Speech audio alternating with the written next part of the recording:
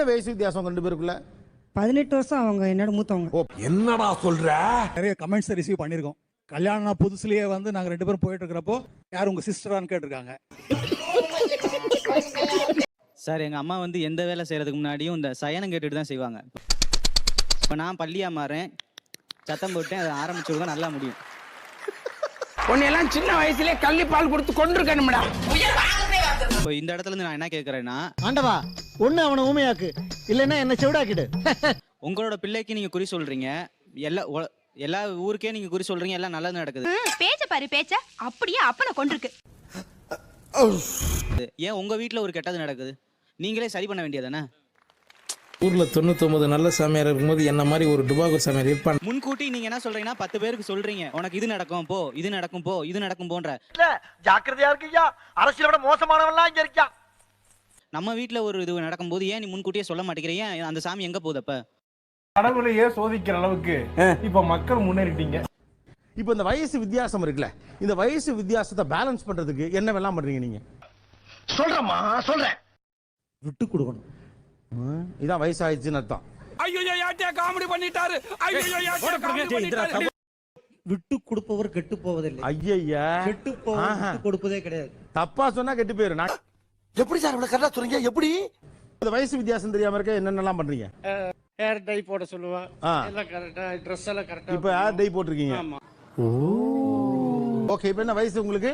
Sir 54. 54. 40ங்க sir.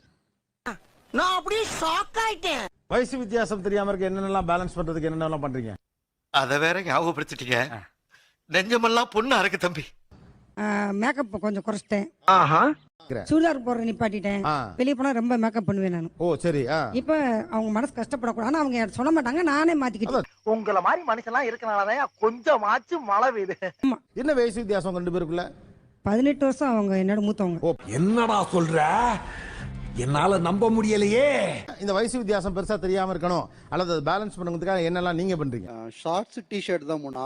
ஐயோ புதுசு புதுசா கிளப்பி விடுறாங்களே. 27. 43, 27. இது சாம்பிள் தான், இன்னும் நிறைய இருக்கு. நிறைய கமெண்ட்ஸ் ரிசீவ் பண்ணியிருக்கோம். கல்யாணம் புதுசுலயே வந்து நாங்கள் 2 பேரும் போயிட்டு இருக்கிறப்போ யார் உங்க சிஸ்டரான்னு கேட்டிருக்காங்க.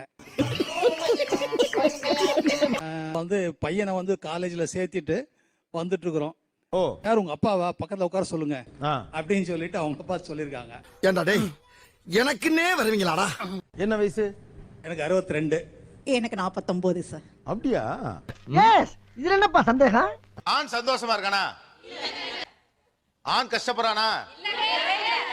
இந்த குத்து குத்துனாலே ஆண் என்ன வாங்குறது நாட்டுக்கு தெரியும். மத்தளத்திற்கு 2 பக்கமும் அடி என்பதை போல இருக்கிறது என்னுடைய நிலைமை. பிளண்டா ஒரு நம்பிக்கை இருக்குங்க. ஃப்ரீடம், ஹாப்பினஸ் ஆணுக்கு எப்போதுமே உண்டு. ஏன் அப்படி சொல்றோம்? ஏன் இதை உனக்கு சொல்லி ஆகணுமா? இவ்ளோ எல்லாம் மாறி இருந்த காலத்துல கூட ஒரு குழந்தை ஆனா பெண்ணான்னு பாக்கும்போது ஃபர்ஸ்ட் ஆண் குழந்தைன்னு சொன்னா எல்லாருக்குமே சந்தோஷம். ஏன்னா அது பிரச்சனையே ஃபேஸ் பண்ணாது வாழ்க்கையில. ஆண் குழந்தைன்னு சொல்லும் போது தான் எல்லாரோட முகத்திலுமே சந்தோஷம் வருது, ஆணு கூட அப்பதான் சந்தோஷம் வருது. ஆனா நீங்க சொன்னதுல கொஞ்சம் ஒரு மாறுபட்ட கருத்தும் உண்டு.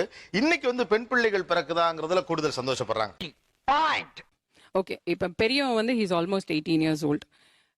த ஃப்ரீடம் அவனுக்கு சொசைட்டியில் இருக்கிறது எப்படி, லேட் நைட் 10 o'clock 11 o'clock அப்படின்னாலும் நான் யோசிக்காம தைரியமா அவனை வெளியே அனுப்ப முடியும் கோயிங் அரவுண்ட்.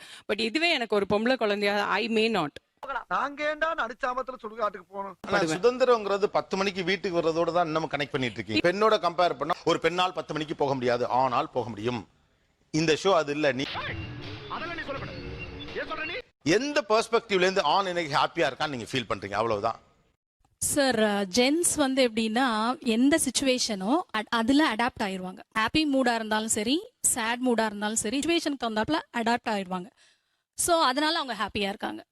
அதாவது வாய்க்கு வந்தபடி எல்லாம் பேசப்படாது, எதா இருந்தாலும் நியாயமா பேசணுமா இல்லையா? நீங்க எல்லாம் சொந்தக்காரன்னா மதனி அப்படி உள்ள இன்னும் நீங்க உங்களெல்லாம் நம்பி நாங்க எப்படி வாழ்றதுன்னே தெரியலையே. அழகா அமைதி அமைதி. அவங்க வந்து செல்ஃபிஷ், அவங்க ஃபேமிலிக்கு தான் அவங்க இரக்கம் காட்டுவாங்க. இல்ல தன்னோட குடும்பம்னு சொல்லி வரும்போது அவங்க ரொம்ப இரக்கமா ரொம்ப நல்லா நடந்துப்பாங்க. ஆனா வெளியே அடுத்தவங்களை கம்பேர் பண்ணும்போது அவங்க அந்த இரக்க சுபாவம் போயிடும். கொலை பண்றவங்க கூட ஆண்கள் தான் ஜாஸ்தி. ஐயோ, அடி பல்லகளெல்லாம் உடைச்சு இரக்கம் இல்லாம பண்றது எல்லா வேலைகளுமே ஆண்கள் தான் ஜாஸ்தி. ஒரு தடவை ஒரு விஷயத்தை சொன்னீங்கன்னா போதும், இரக்கம்லாம் 10 தடவை சொல்லாதீங்க. மாமா கோவம் வந்துருச்சு.